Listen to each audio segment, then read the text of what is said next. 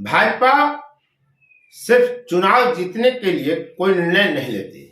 यह बड़ा संदेश भारत के नागरिकों को दिया जा रहा है और इसमें बहुत हद तक भाजपा कामयाब हो गई है। कारण स्पष्ट है। 22 जनवरी का जो डेडलाइन है अयोध्या में रामलला विराजने का, उसका इवेंट जिस तरह से किया गया उससे यह साफ साफ लग गया था कि भाजपा की तीसरी बार सरकार बनने में कोई आशंका नहीं है, कोई किंतु परंतु नहीं है। तमाम राजनीतिक सर्वेक्षण जो आ रहे थे, राजनीतिक प्रेक्षकों का भी स्पष्ट मानना था कि पूरे स्पष्ट बहुमत के साथ भाजपा की सरकार केंद्र में 2024 के लोकसभा चुनाव में बन जाएगी। 303 सांसद अभी भाजपा के हैं। यदि इतनी सीटें न भी आईं तब भी स्पष्ट बहुमत अकेले दम पर भाजपा को अवश्य मिल जाएगी। राम मंदिर के कारण यह मान लिया गया था कि 303 सीटें से अधिक सीटें आएंगी।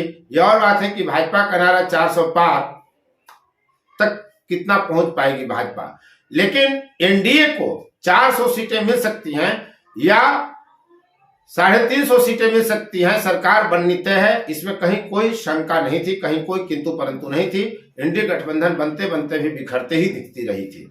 मजबूत विपक्ष की इस देश में कमी है और यही कारण है कि भाजपा वॉक ओवर लेती दिख रही है। तीसरी बार भी उसकी सरकार बनती स्पष्ट दिख रही है। इसके बावजूद ताबड़तोड़ जो उसके निर्णय आ रहे हैं, उससे यह संदेश जा रहा है इस देश में कि भाजपा के जो निर्णय होते हैं वे सिर्फ चुनाव जीतने के लिए नहीं होते हैं, बल्कि चुनाव अधिक से अधिक मजबूती के साथ जीता जाए, अधिक से अधिक मजबूती हासिल की जाए, अधिक से अधिक मजबूत सरकार बनाई जाए, विपक्ष अधिक से अधिक कमजोर हो। यह रणनीति भी भाजपा की होती है। यही कारण है कि कर्पूरी ठाकुर, लाल कृष्ण आडवाणी, पूर्व प्रधानमंत्री चौधरी, स्वामीनाथन, प्रणब मुखर्जी, तमाम लोगों को भारत रत्न से नवाजा गया ताकि तमाम जातीय समीकरणों को भी उस बहाने साध लिया गया। दूसरी बात यह हुई कि भाजपा लगातार धार्मिक आयोजन कर रही है, धर्म के मुद्दे पर आक्रामक दिख रही है। लोकसभा का सत्र एक दिन बढ़ा दिया गया अयोध्या पर चर्चा के लिए। हालांकि तृणमूल जैसी पार्टियां भी हैं जिसने इस अवसर को भुनाने से परहेज किया, वो शामिल ही नहीं हुई बहस में। इसके बावजूद अब अमित शाह गृह मंत्री जो हैं, उनका एक बयान आया है कि लोकसभा चुनाव से पहले सीएए लागू होकर रहेगा। सीएए मतलब सिटीजनशिप अमेंडमेंट एक्ट, हिंदी में जिसे नागरिकता संशोधन अधिनियम कहते हैं। अमित शाह कहते हैं कि 4 साल की देरी हो चुकी है पहले ही इस कानून में, इसलिए लोकसभा चुनाव से पहले इसे लाया जाएगा।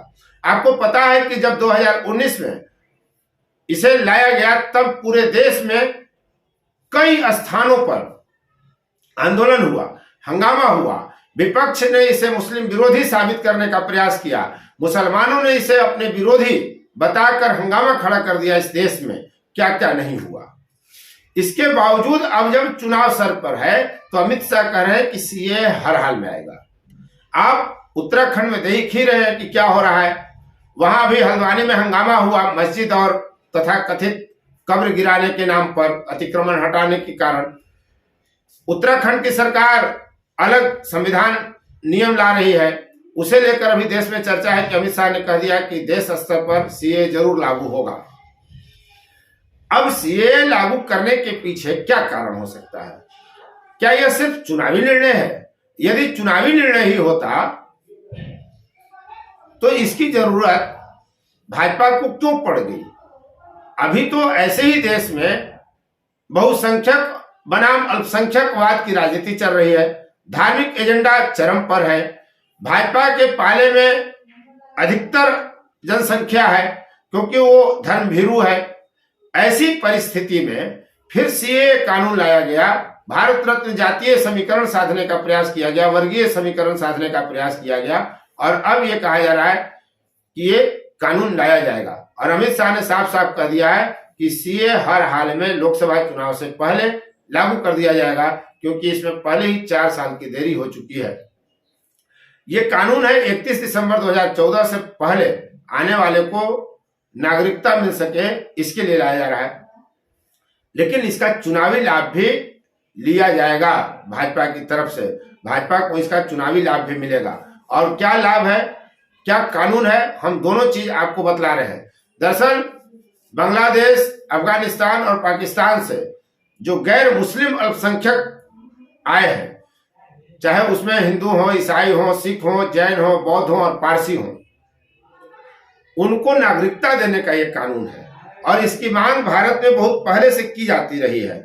ऐसी स्थिति में इस कानून को लाकर अमित शाह अपनी स्थिति को और मजबूत करना चाह रहे हैं और बंगाल में वे अपनी स्थिति को और मजबूत करना चाहते हैं। बंगाल में इनको काफी लाभ होगा, पहले वे इसका लाभ देख चुके हैं। तो क्या मामला है, पूरी बात हम बताएंगे, लेकिन पहले ये समझिए कि ये सीए कानून जो है वो है क्या, जिसे लेकर हंगामा हुआ और एक भ्रम फैलाया गया कि मुसलमानों के खिलाफ है। जब सबको ये नागरिकता देने का कानून है तो फिर मुसलमानों की नागरिकता छीनी कैसे जाएगी, इससे स्पष्ट है। लेकिन तब भी धार्मिक उन्माद फैलाने के लिए, सांप्रदायिक तुष्टीकरण करने के लिए विपक्ष इस तरह के प्रयास करते रहता है। दरअसल पाकिस्तान, अफगानिस्तान और बांग्लादेश से 31 दिसंबर 2014 के पहले आने वाले 6 अल्पसंख्यकों हिंदू, ईसाई, सिख, जैन, बौद्ध और पारसी को भारत की नागरिकता इस कानून के तहत दिया जाएगा। इसके लिए दस्तावेज देने की भी जरूरत नहीं है। पात्र विस्थापितों को सिर्फ पोर्टल पर ऑनलाइन आवेदन करना होगा। गृह मंत्रालय जांच करके नागरिकता जारी कर देगा। यह अधिकार पूरी तरह केंद्र का होगा। एकदम सरलता से, सहजता से नागरिकता दे देने का यह कानून है। हालांकि इसका नुकसान क्या होगा, ये जब लागू हो जाएगा कानून और सिर्फ ऑनलाइन आवेदन दे देने पर जांच करके अगर नागरिकता दी जाएगी तो हो सकता है इसका निगेटिव पक्ष भी उभर कर सामने आए, वो तो देखने की बात होगी।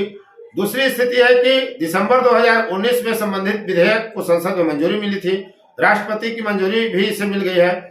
इसके बाद काफी विरोध प्रदर्शन हुए इस देश में, तब केंद्र ने इसे लागू करने का मन बना चुका था तब, लेकिन कोरोना के कारण इसमें देरी होती चली गई और अमित शाह कह रहे हैं कि 4 साल पहले से ही देरी हो चुकी है।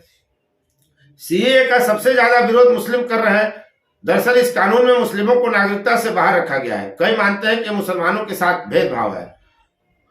धार्मिक सामाजिक तुष्टीकरण तो इस देश में चलता ही रहा है, आगे भी चलता रहेगा। ये खत्म होने की स्थिति तो फिलहाल नहीं दिखती है, लेकिन इसमें किसी की नागरिकता नहीं छीनी जा सकती है। ये सिर्फ नागरिकता देने का प्राविधान है, न कि किसी की नागरिकता छीनने का मामला है।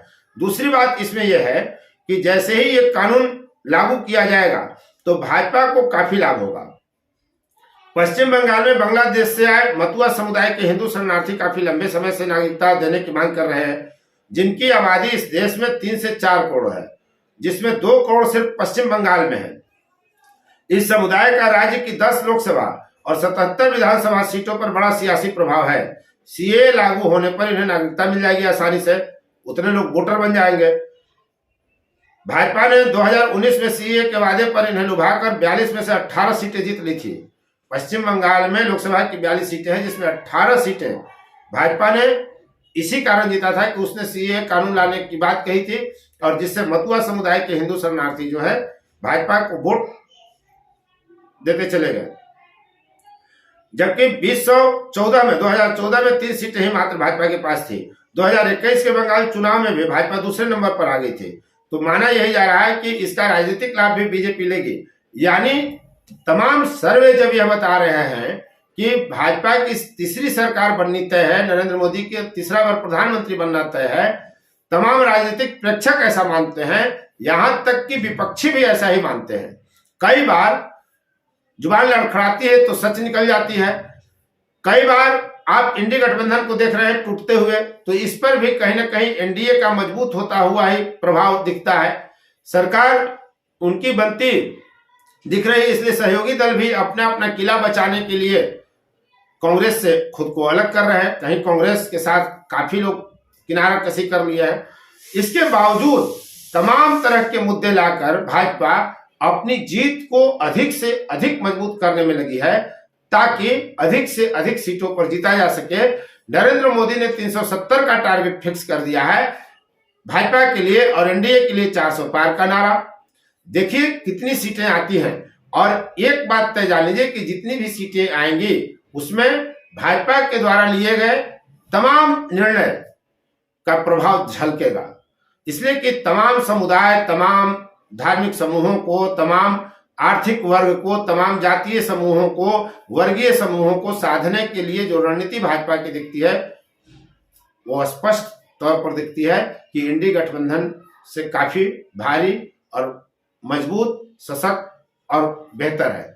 ठीक वैसे ही तमाम इस तरह के मुद्दे ला रहे हैं अमित शाह, और चुनाव में दूर दूर तक कोई न दिखे इसकी पूरी कोशिश भाजपा कर रही है। लेकिन चुनाव जीतेगा कौन, सरकार बनेगी किसकी, ये तो जनता तय करती है।